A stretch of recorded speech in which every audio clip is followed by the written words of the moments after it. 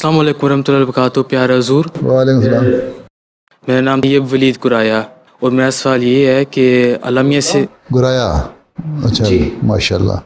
ہاں جی فرماؤ، کیا فرماتے ہو گرایا صاحب؟ جی میرا سوال یہ ہے کہ الامیہ سے کیسے دعا کرنی چاہیے کہ الامیہ اس دعا کو جلدی قبول کر لیں. کیسی دعا کرنی چاہیے؟ پہلے تو اپنی حالت کو دیکھنا چاہیے کہ کیا میں اللہ تعالیٰ نے جو مجھے حکم دیے ہیں کہ یہ کرو، ان کو کر بھی رہا ہوں کہ نہیں. اللہ تعالیٰ نے حکم دیا ہے کہ تم لوگ 5 نمازیں پڑھو، وقت پہ ادا کرو، تو کیا تم 5 نمازیں پڑھتے ہو؟ اللہ تعالیٰ کہتا ہے کہ میرا ذکر کو یاد رکھو، تو اللہ تعالیٰ کا ذکر کرتے ہو؟ اللہ تعالیٰ کہتا ہے مجھ سے دنیا کے باقی ہر چیز سے زیادہ بڑھ کے محبت کرو، تو کیا وہ محبت کرتے ہو؟ اللہ تعالیٰ کہتا ہے قرآن کریم میں جو حکم دیے ہیں میں نے کرنے اور نہ کرنے کے، ان پہ عمل کرو، وہ کرتے ہو ہیں؟ یہ ساری شرائط پوری کرنے کے بعد اللہ تعالیٰ کہتا ہے میرے سے دعا کرو، پھر تم میرے صحیح بندے بن جاؤ گے، اور جب بن جاتے ہو تو پھر میں تمہاری دعائیں قبول کرتا ہوں. ہیں؟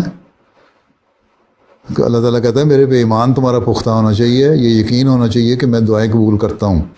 اور اگر کوئی دعا نہ بھی سنوں تو یہ سمجھ لو کہ یہی اللہ تعالیٰ کی بہتری تھی، کہ یہ کام جو تھا میرے لیے بہتر نہیں تھا، اس لیے اللہ تعالیٰ نے اس دعا کو قبول نہیں کیا.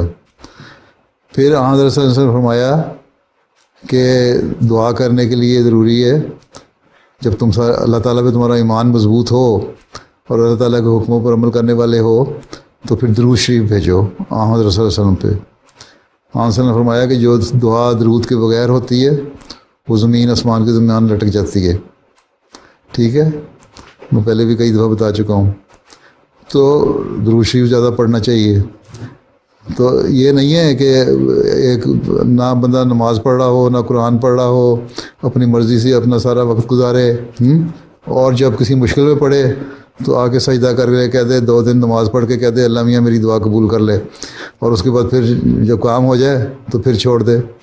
اللہ تعالیٰ کہتا ہے ایسے لوگ بھی ہیں جو سمندر میں پانی میں گھر جاتے ہیں اور طوفان ان کو پکڑ لیتا ہے تو بڑی دعائیں مانگتے ہیں، اللہ تعالیٰ ہمیں بچا لے بچا لے بچا لے، ہم تیری عبادت کریں گے. اور جب خشکی بھی پہنچ جاتے ہیں تو اللہ تعالیٰ کو بھول جاتے ہیں. اللہ تعالیٰ نے مارنا ہو تو خشکی بھی آفتیں نازل کر سکتا ہے. اس لیے پہلی بات تو یہ ہے کہ اللہ پہ ایمان مضبوط کرو. جب ایمان مضبوط ہو جائے پھر اللہ تعالیٰ سنتا ہے. یہ تو نہیں ہے کسی دوست کو، دنیا دار دوست کو بھی تم جب دوست بناتے ہو تو اس کو اس کی باتیں نہ مانو اور اپنی اسے منوائی جاؤ تو ایک دم وقت وہ دوست تمہیں چھوڑ دے گا.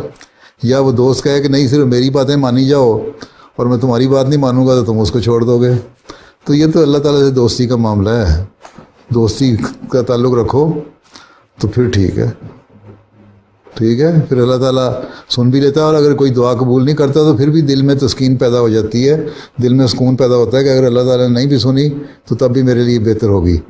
آدمی پھر پریشان نہیں ہوتا، پھر فکر نہیں ہوتی، پھر ڈپریشن میں نہیں پڑ جاتا انسان. ٹھیک ہے، سمجھ آئی؟ جزاک اللہ. جی چلو.